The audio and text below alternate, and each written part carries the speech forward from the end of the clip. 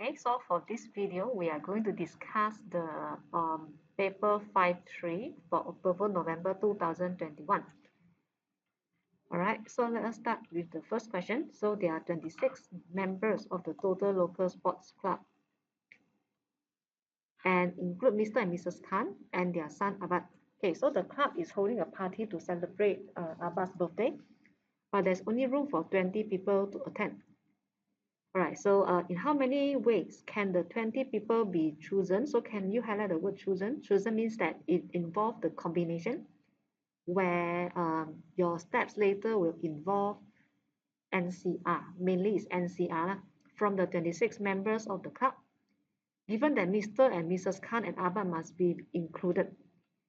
Okay, so originally, the people that can attend the birthday party will be 20 people, but you need to minus 3. The space, the space, you need to minus a 3 so that it becomes 17. Why minus 3? It is because of Mr. and Mrs. Khan and also Ahmad already in the group, already included. All right. So the number of people available to attend will be only left 17.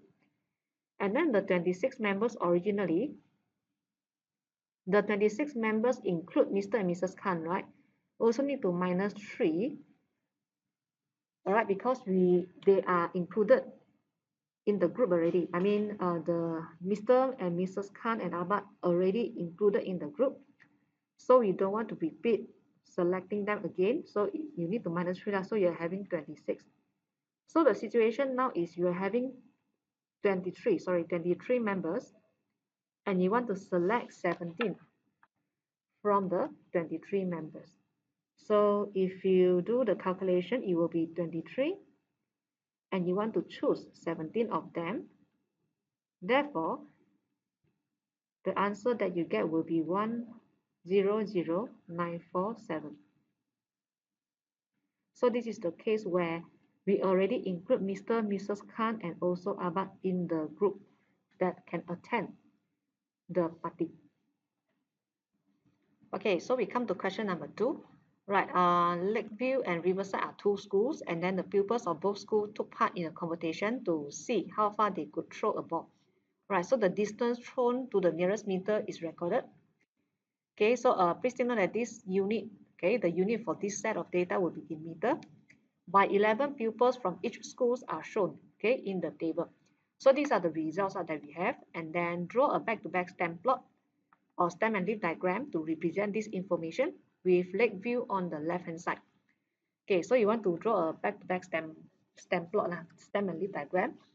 Lakeview must be on the left. Okay, so first we need to decide what is the value that we need to include in our stem first. All right, so if you go through with the set of value, you will realize that the largest value will be 441. Okay, so the largest value for stem should be 4. And I think the smallest value for this set of data will be 10. Okay, so that means the smallest value for the stem will be 1. All right, so once you decide and you know the smallest and the largest value for the stem already, then you can start drawing the back-to-back stem plot. Okay, so I'm having the stem here, and they said Lakeview must be on the left, so Lakeview will be here. And after that, we are having the Riverside over this part.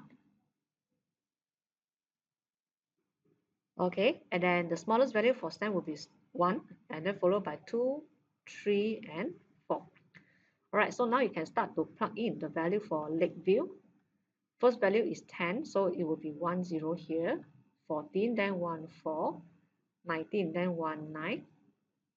Okay, and then 22, 26, 27, 28, then 30, 32, 33, and 41. Okay, so this is what we have for Lakeview. And after that, we are going to have it for Riverside. So for Riverside, they didn't arrange the value from smallest to largest. So you might need to be aware when you want to plug in the value here. You have to ensure that the value for the leaf part will be from small to large. Okay, all right, so like for this example, we are having 23, 6, then 1, 18, 37, 25, 18 again, 20, 24, 30, 25. Okay, you can see that the leaf here is not arranged properly in the correct, in the increasing way. All right, so you have to rewrite again. All right, so have a look for all the leaf here, then you try to remember and rearrange them. After you rearrange them, the value that you get here will be 0, 1, 3, 4, 5, 5. Okay, then the same thing happened for the next part of the leaf. Instead of 7, 0, you should write as 0, 7. Okay, all right, so this is what we have for the back-to-back stem and leaf diagram. And don't forget about the key. So you can write out any value, whether it exists or doesn't exist in this diagram is okay, but you have to write out clearly that what does it mean. So like for this one, it means that 20 meter for Lakeview and also 23 meter for Quayside. Oh, sorry, for Riverside.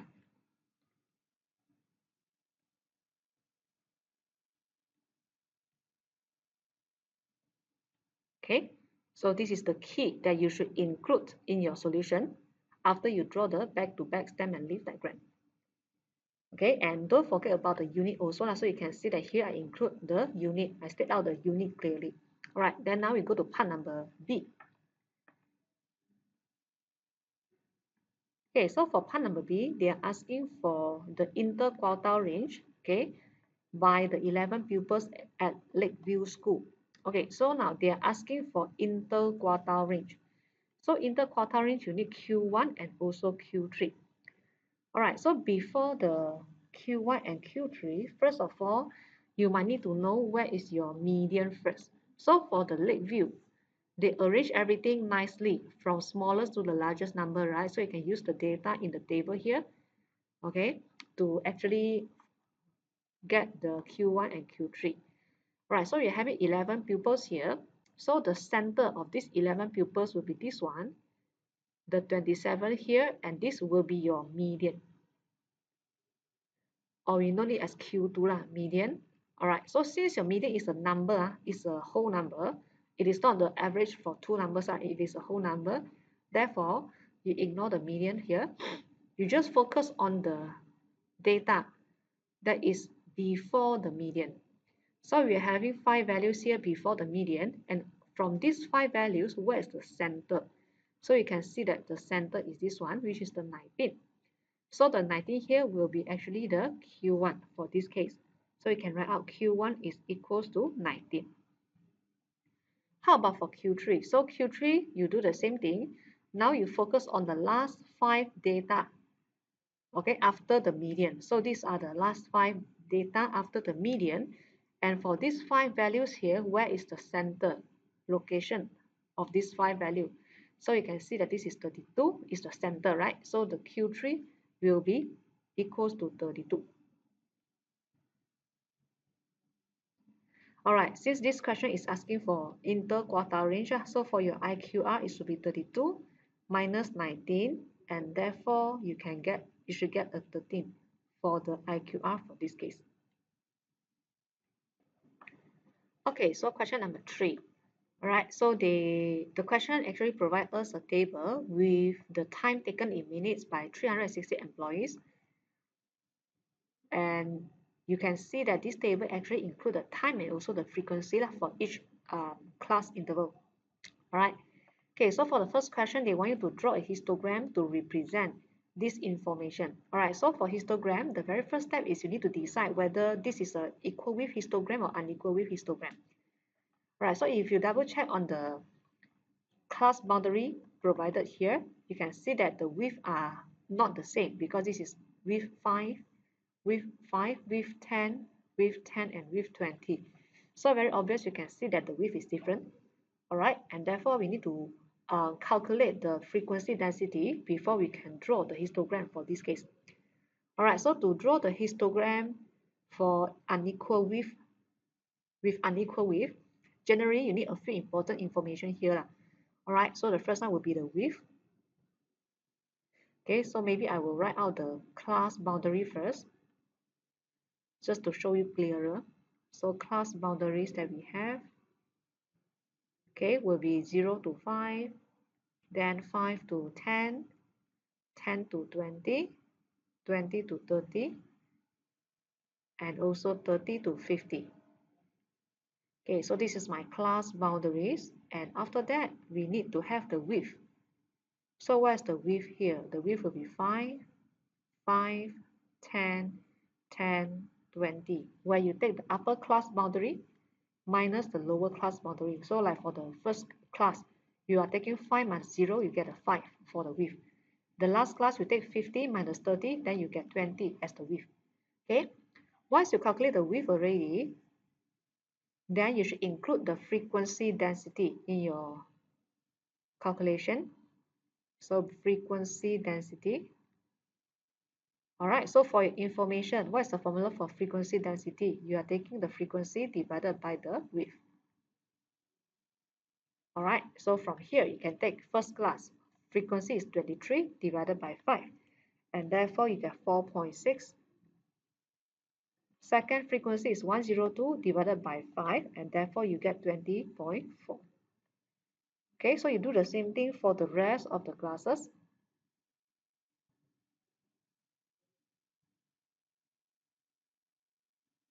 Okay, so here I think we completed all the information that we need to draw a histogram, which means that we actually need the class boundary, okay, and also the frequency density. So for frequency density, you calculate it by yourself, okay, based on this formula. Frequency density is equals to frequency divided by the width. Okay, so now we will start to draw the histogram. Okay, so the x-axis will be the time given. The smallest value is 0, the largest value is 50. So you can actually try to measure which is the suitable scale that you want to use. All right, so for my graph, I will suggest that a simple scale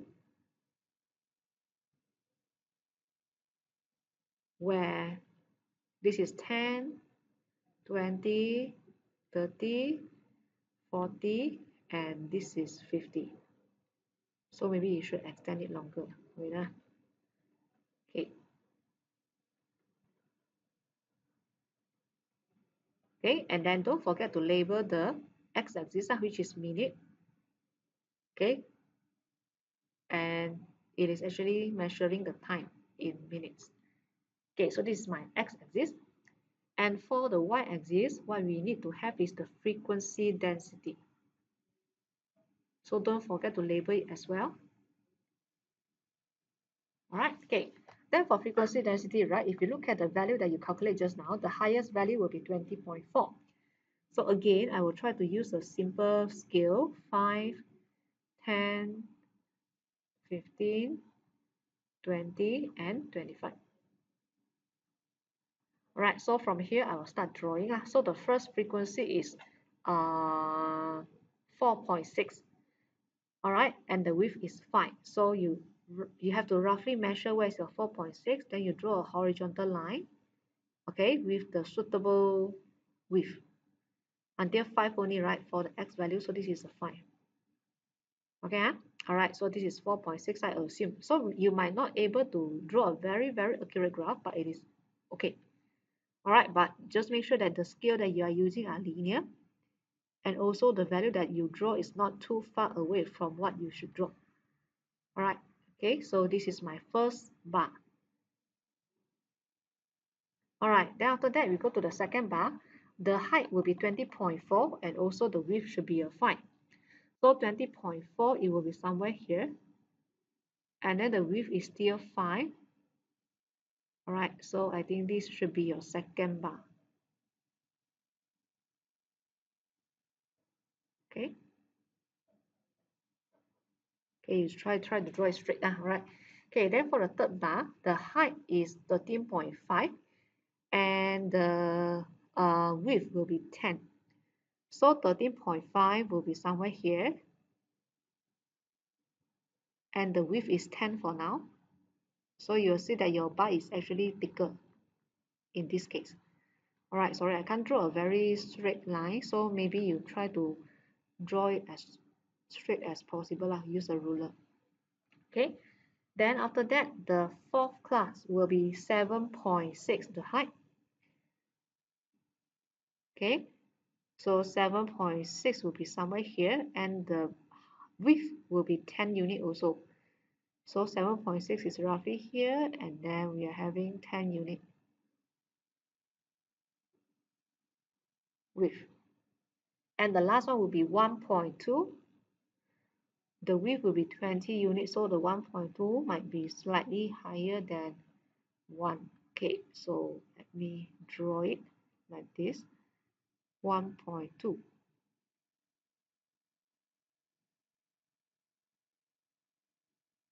Okay, until the 50.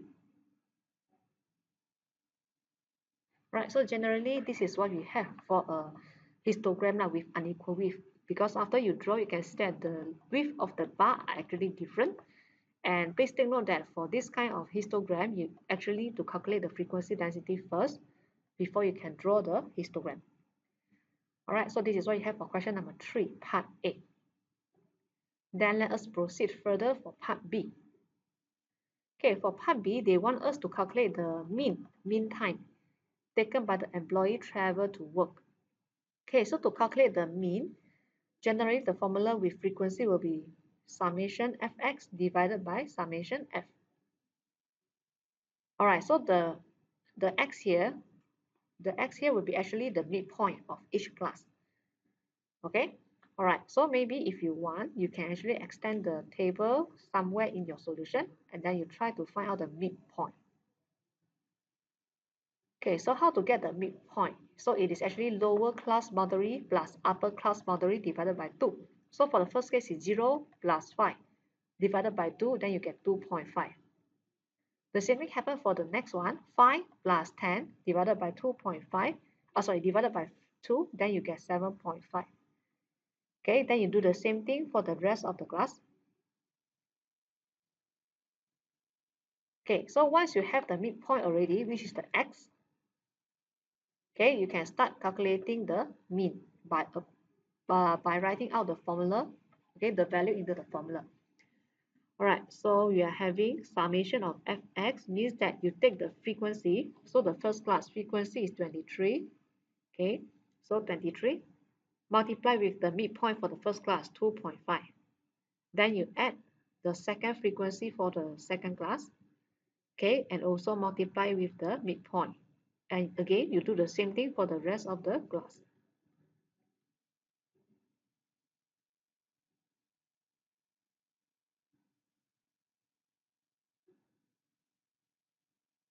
Okay, so you have write out the correct formula with the values for all the 5 classes.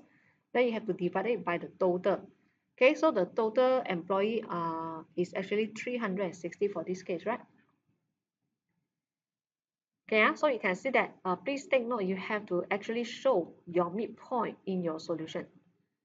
Okay, it can be either here or either in the table that you try to calculate them.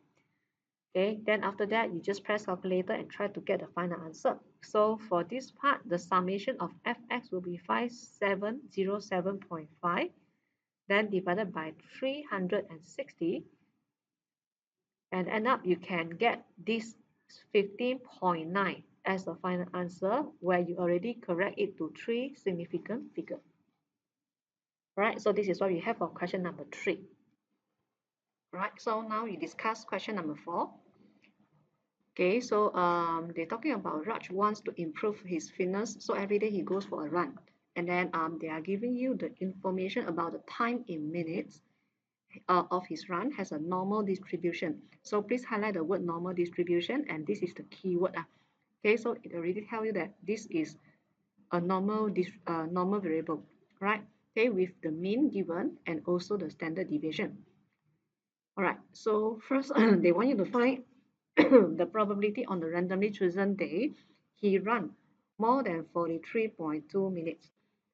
Okay, so to find the probability for this, you know that we maybe define x. X is the time taken in minutes, and it is normally distributed with 41.2, and also the standard deviation 3.6, and then square. Okay, and they want you to find the probability for more than 43.2 minutes. So x more than 43.2. Okay, so since this is a normal distribution, to find the probability, you need to change it become z. So you take the x minus the mean, divide the standard deviation. All right, and try to calculate the value of x, for z to 3 decimal place, three decimal places, and you'll get 0.556. And you need to find out the probability from the normal distribution table. Okay, so to find out the probability from normal distribution table, you can have a look here. Okay, so they are looking for z z greater than 0.556. For this table, they are giving all the value for z smaller than the value. Therefore, to get the final answer, you need to take 1 minus, and then you look for 0.556. So this is 0.55. So the value here will be 7088. And then you go for the 6 and look for the value that you should add on. Okay, so from here you can see that you're having set 7088 plus 20. So when you add them together, you should get 71. You will get 7108. All right, so that means you are going to take 1 minus 0.7108, and from here you will get the answer 0.2892, and you can correct it to 3 significant figure, which is 0.289. All right, so this is what we have for the answer for part A. Okay, right, then now maybe you can continue to part number B. Okay, so maybe I rewrite again. So the answer will be 0.2892, okay, or it will be equals to 0.289. Okay, so now we can proceed to part number B. Okay, for part B, this is what we have. Okay, so they mentioned that the estimate for the number of days on which Raj runs for less than 43.2. Okay, so for the probability that we get here in part A is more than 43.2. So the less than 43.2 will be equals to 1 minus 0.2892, right? And they're asking for the number of days in 365 days. So 365 multiplied with the probability for less than 43.2 minutes, which is 1 minus 0.2892. So from here, you will get a decimal number, which is 259.442.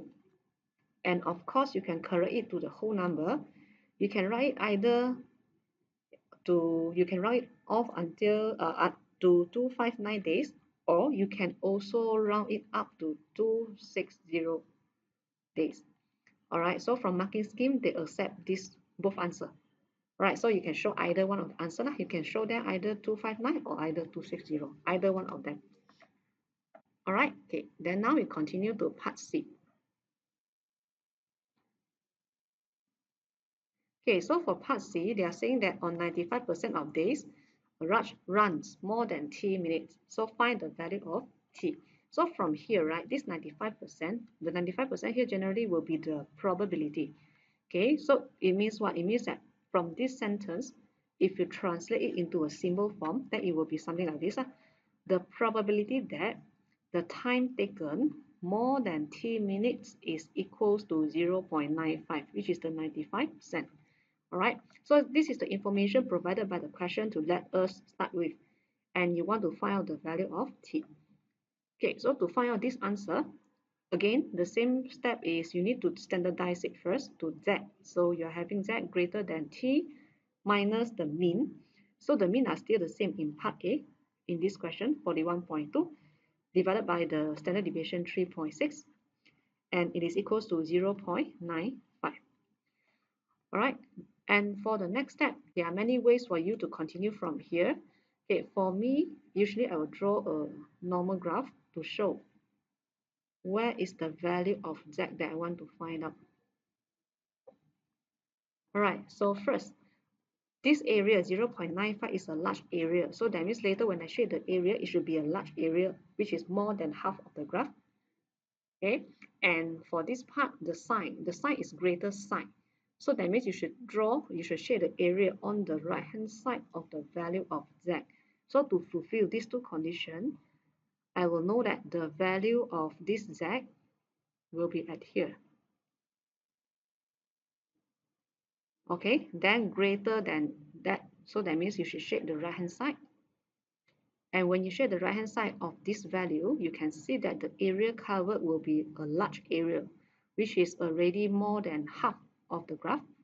And this particular area here is actually 0.95. So you should ensure that you know how to draw this graph. Okay, and you label the value here. Then now you want to find out this value from the normal distribution table given. Okay, all right. 0.95 is a value that we use it quite often. So you can see that you can see from a shortcut table at the bottom part of the normal distribution table provided in the formula booklet. And you can straight away look for the value of 0.95. When your P is 0.95, then you can see very clearly that the Z is 1.645. So you put 1.645 here. And for the last step, before you continue, please have a look for the graph that you draw just now. So you can see that this value should be on the left-hand side of 0. So that means it should be a negative value, which is negative 1.645. So you put in the negative value by looking at the graph that you draw. So from here, very obvious, you can see that this particular value should be on the left-hand side of 0.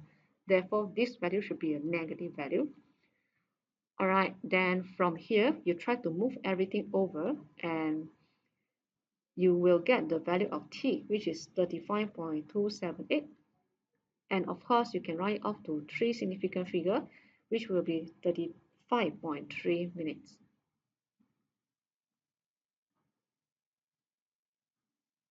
So this is how we actually find out the value of t. And now we come to question number 5. Okay, so there's a security code consists of 2 letters followed by 4-digit number. So the letters are chosen from A, B, C, D, E, and the digits are chosen from 1, 2, 3, 4, 5, 6, 7. Okay, no letter or digits may appear more than once. An example of a code is BE3216. So how many different codes can be formed? Okay, so first of all, you should know that you should actually identify whether this question belongs to permutation or combination. All right, from here, actually you can see a keyword which is the chosen, but chosen should be a combination. But when you want to form the security code, all right, generally the arrangement for the digits and also the arrangement for the letters are actually important, right? Because if you're having AB 1, 2, 3, 4, it will be different with BA 1, 2, 3, 4. It is just like a password, okay, that you created. So for this case, when you want to create the security code generally, it should belongs to the permutation question. All right, okay, just that for the letter part, you choose from A, B, C, D, E and arrange them. Then the digits you choose from 1 until 7 and you arrange them. So it should be considered as the permutation question. And all the letter or digit can appear once only. All right. Okay, so first part, how many different code can be formed? All right, so you are having 2 parts here generally. The first one will be the letter. Okay, maybe I'm put it like this. Okay, so the first part will be letter, followed by 4 digits. Okay, so for the letter part, you will focus on A, B, C, D, E lah. So from the 5 letters here, you want to choose 2 and arrange. So it will be 5P2. Permutation lah. Choose and arrange. So it should be 5P2. And after that, for the 4 digits, 7 digit, you want to choose 4 and arrange them. So it will be 7P4. All right. Okay, so the answer will be 16800. All right, so this is how we actually do this, part A. Okay, then now we continue to part number B. Okay, for part number B, they want to find the number of different codes that include the letter A or the digit 5 or both. So that means your code must be either got A or 5 or both. All right, so for this case, there are a few different methods for you to solve it. All right, so for me, since they are looking for either A, either 5 or either both, right? So for me, maybe what I'm trying to do is like I try to find out the code that not include both A and 5. And after that, I use the total number to minus this answer that I get.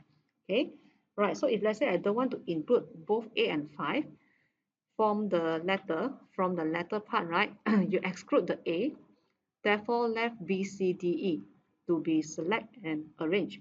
So it will become 4P2 instead of 5P2. Okay, then multiply with the number. So for number part, we exclude the 5 from being chosen and arranged. So I left only 4 numbers here. So it will be 6P4. All right, so this is 4320. So that means we are having the number of code with this number that do not include both A and 5. And for our own question, the original question here, they want either A, either 5, or either both. So that means the number of way that we want to find eventually will be, you take the total without restriction is 16800 that you find out the answer in part 1, minus, okay, the code that do not include both of them, which is 4320, and end up the final answer for this part will be 12480. Okay, so to me this is a easier way compare with other, because for other you need to consider a few different cases, such as include the A only, include the 5 only, and then the third case will be include both. So for me, I think the more straightforward way will be this one. Okay, you find out the code that does not include both of them, and you take the total without restrictions minus the number of way that we have. All right, so this is how we actually settle part B. Okay, then now you continue to part number C. Okay, so for part number C, they create a security code is formed at random. Okay, so find the probability that the code is DE followed by the number between 4500 and 5000. Okay, so now they already fixed the letter here, which is DE. So DE is fixed and then followed by 4 digits, right? And for the 4 digits here, they also fix it to a certain value. So the 4 digits here will be between 4500 to 5000. Okay, so let us try to figure out what is the proper way for us to do this. First of all, since the DE is fixed, so that means you no need to choose or change any, no need to consider the number of permutation for the letter anymore, because it is fixed to be DE. No other choices. Okay, so it must be fixed here, DE, so you no need to consider the permutation for the letters anymore, but now you need to focus more on the letters. For the digits. So they're asking for 4 digits and also must be between these numbers, 4500 to 5000. Okay, I'm having the value from 1 until 7. All right, so if we try to figure it out, there are a few possible cases. So that means I might have the first 2 digits start with 45, then followed by last 2 digits can be anything, or 46 and 47. Okay, all right. So you can see that this is the possible result that I may have. Can be 45, 46, and 47. Okay, and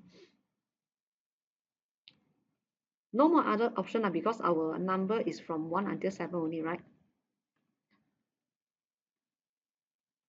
Okay, so the only possible cases will be 45 until 47 for the to fulfill the situation or the restriction that they require here.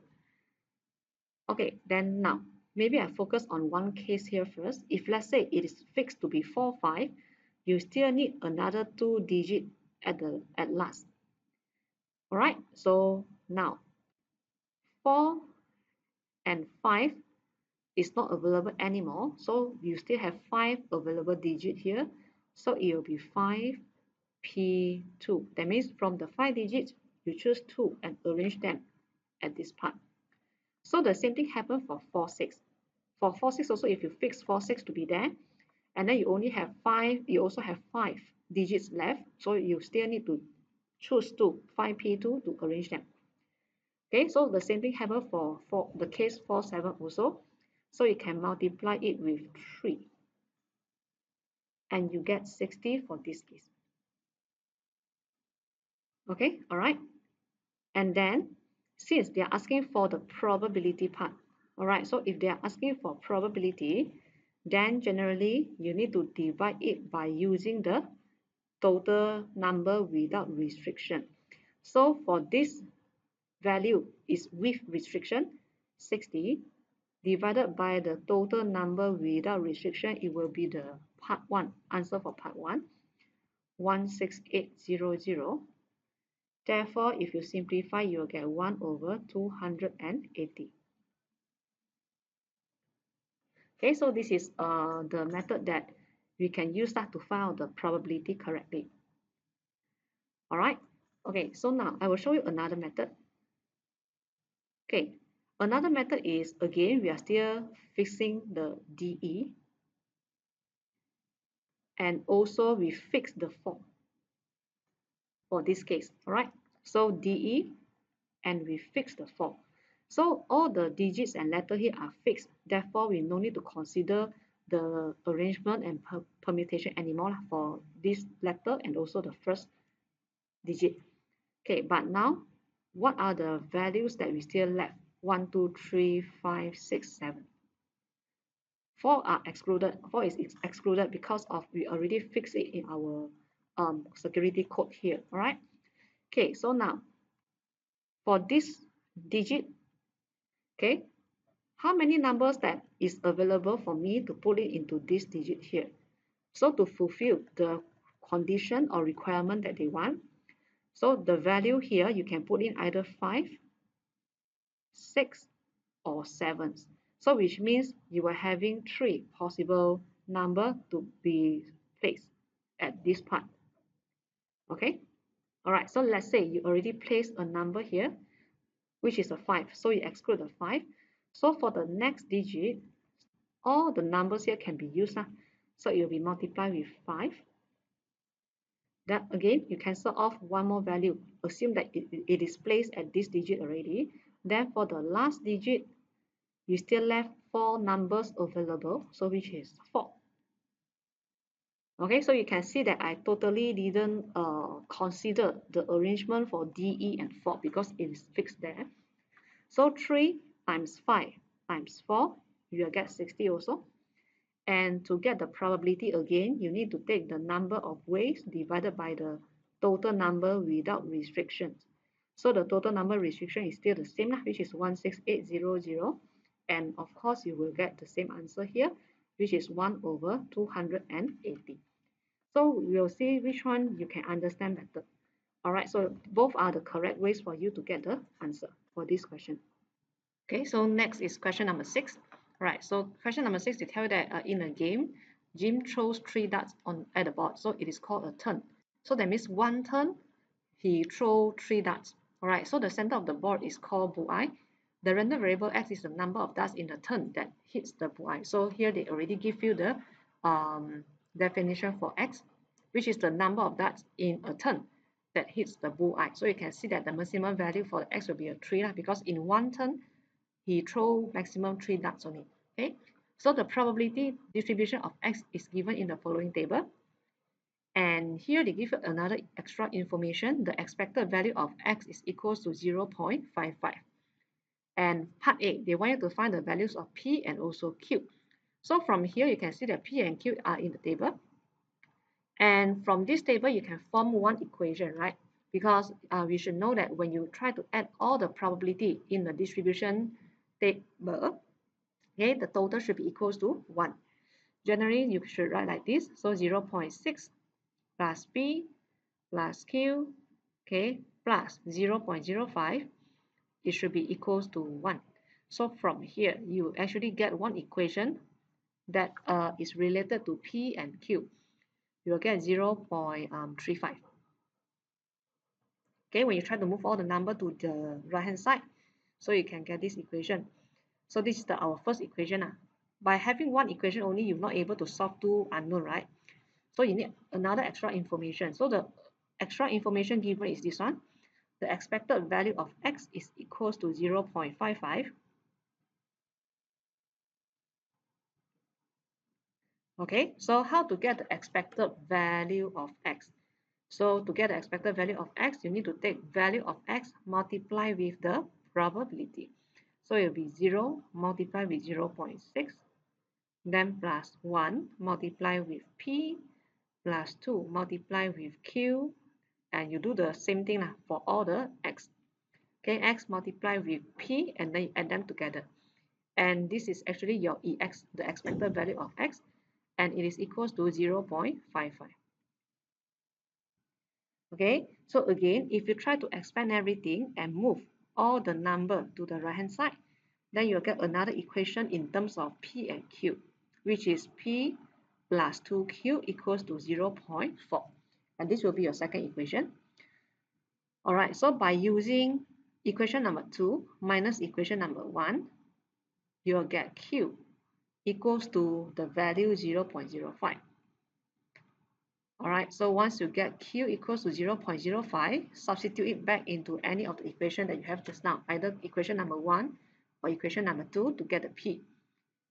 All right, so if you substitute correctly and you didn't do any careless mistake, then your P should be equals to 0.3.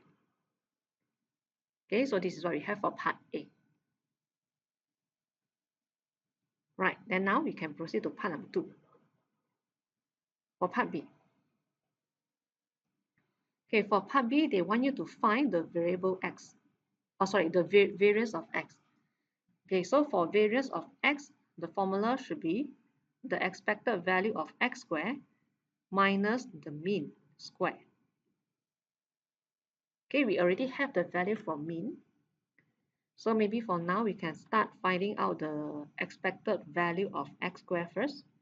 So to find the expected value of x squared, you need to square the x, then multiply it with the p, which means that you are having 0 squared multiplied with 0.6, and you do the same thing for all the x. So 1, you have to square it, multiply with p, 0.3. Then 2 square multiply with q, and also 3 square multiply with 0.05. Alright, so from here, you'll get a value for expected value of x squared, which is 0.95. And from here, only you start finding the variance. Alright, so for variance, it will be 0.95 minus the mean. Mean value, the question already gave you just now, which is 0.55. Expected value of x is the mean. Alright, so minus 0.55 square. Okay, then your variance x should be 0.6475, or you can change it become 3 significant figure, which is 0.648. Okay, so this will be our answer for part B. Okay, then proceed further to part number C. Okay, so for part number C, Jim is practicing for a competition and he repeatedly throw 3 darts at the board. Okay, so he keeps on throwing 3 darts, another 3 darts, another 3 darts, turn by turn. Okay, so find the probability that x equals to 1 in at least 3 of 12 randomly chosen turns. Okay, so when you look at this question itself, generally, I hope that you can see a structure here. You are having 12 turns.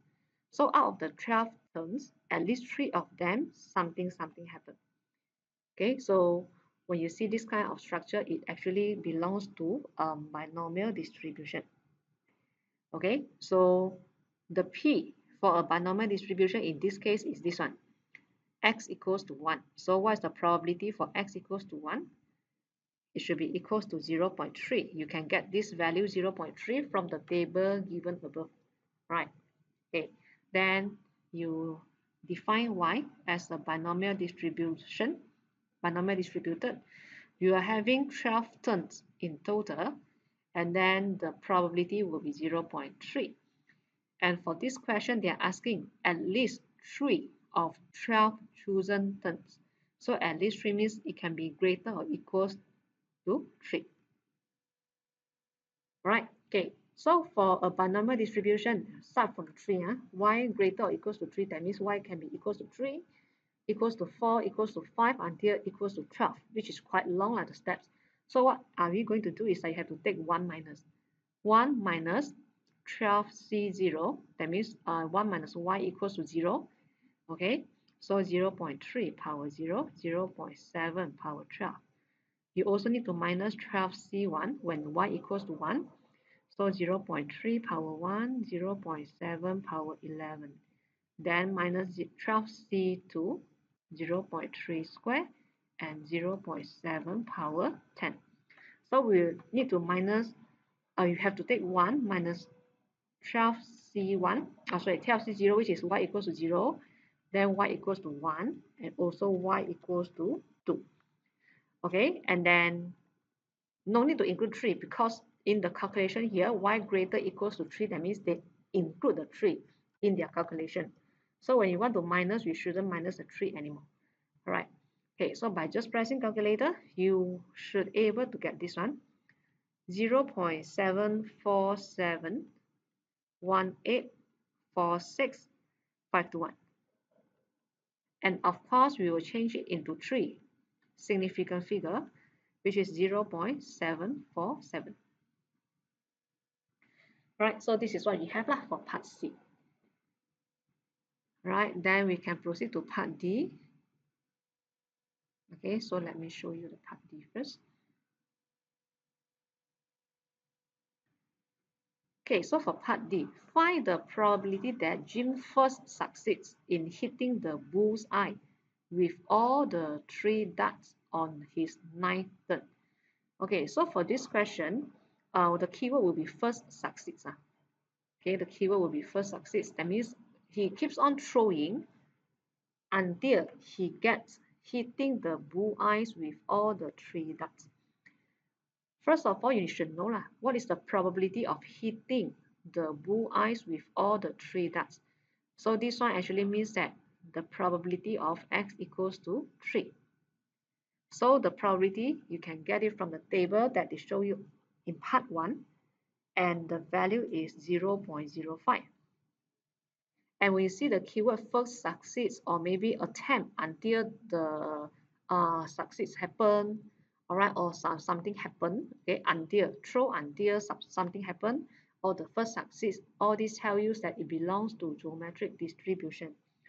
Okay, so for part number D, y will be geometric distribution, and the probability, the parameter in geometric distribution should be 0.05. And they are asking for what? 9 turn. The first succeed on 9th turn. So y equals to 9. What does it mean? It means that the first 8 times all are failure. So that means 0.95 power 8 multiplied with 0.05. Okay, so from this case, from here you get 0.0332.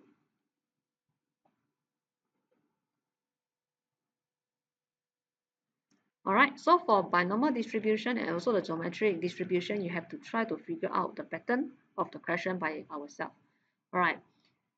Okay, so for the geometric distribution, this is the succeed, the P, the probability for success event or success trial. So y equals to 9 means that the first success trial is on the 9th, okay, the 9th turn.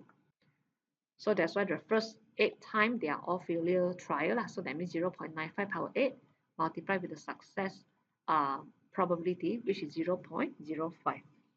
Okay, so this is what we have for our question number. Okay, so we come to the last question for this paper. All right, so we are having question number 7. Okay, so box A contains 6 red balls and also the 4 blue balls. Box B contains X red and also 9 blue. So a ball is chosen random from A and placed in box B.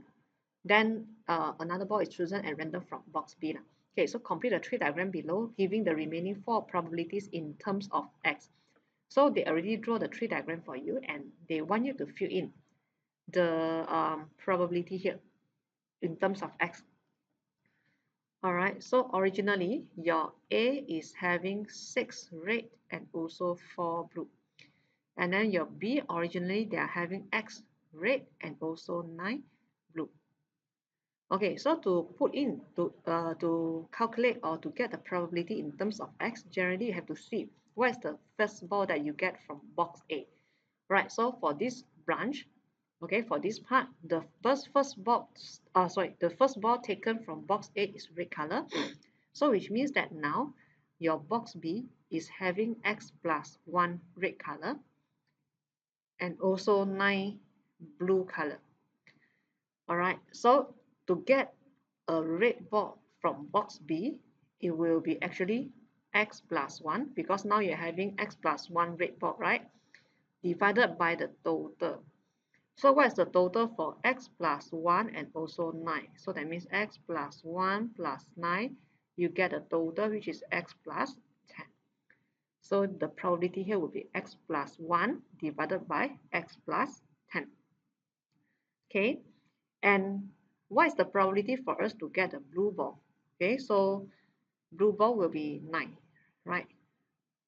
Okay, for this case, so the probability will be 9 over X plus 10. Okay, so you can try to add these two probability together and see whether is it equals to 1 or not. If yes, then very likely, okay, your answer is the correct one. Okay, then now we proceed to the second case when you are getting a blue ball from box A. So when you get blue ball from box A, then what will happen is the blue color ball in box B is still, it will plus 1, so become 10. Okay, then the red ball will be still remaining the same, which is X. All right, then what is the total? So the total for this case will be also X plus 10.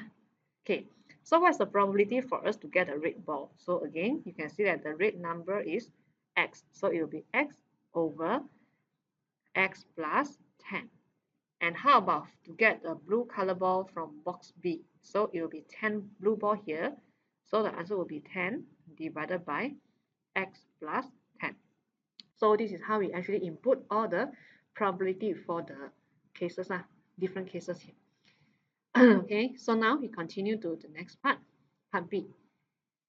Okay, so for part B, they ask you to show that probability that both balls chosen are blue is 4 over X plus 10. So they actually want you to calculate the probability that first ball you take is blue color, the second ball that you take is also a blue color, you eventually can get this answer. All right, so let us try. Okay, so where is the blue color ball and blue color ball? So this is blue color ball for the first one, and the second one also blue color.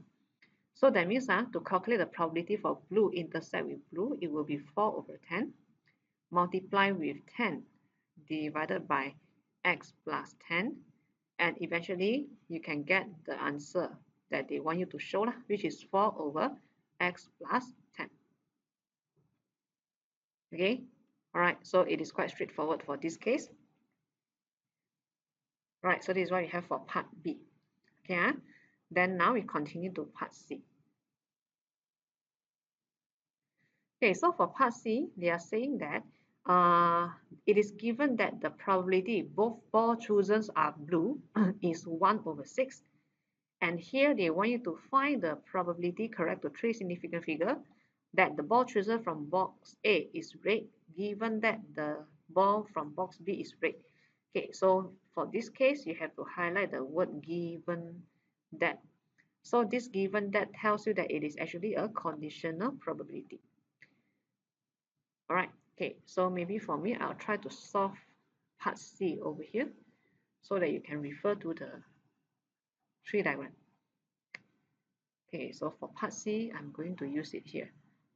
Alright, so the first information given here is the probability that both balls chosen are blue is 1 over 6. So that means this is the information that linked to part B. Correct? So this is actually the probability of getting two blue balls. Okay, so they are equals to each other. So 4 over x plus 10 is equals to 1 over 6. Okay, then by using this information provided, right, you actually can get the answer for x first. X equals to 14. Okay, but of course this is not the final answer yet. Then after that, we are going to answer what they want. Find the probability that first ball, the ball chosen from A is red, given that the ball chosen from B is red also.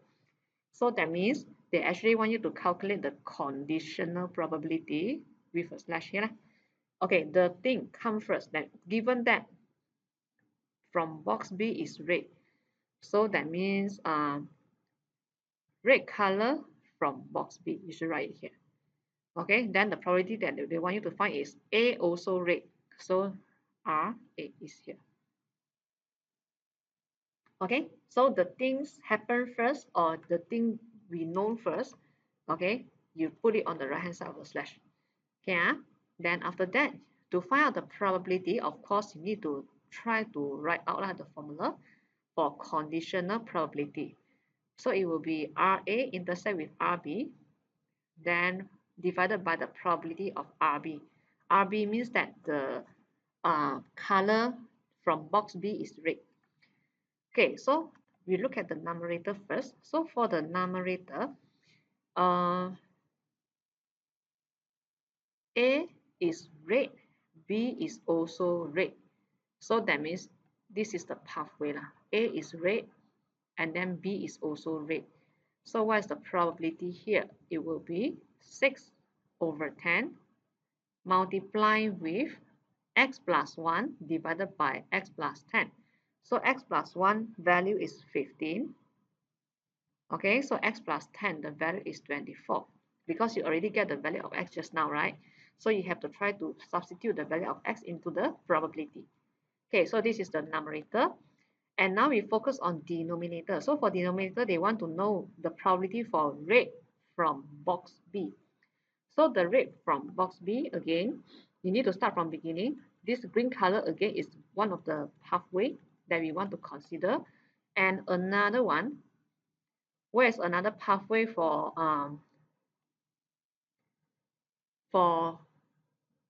the color from box B is also red. So you can see that this purple color.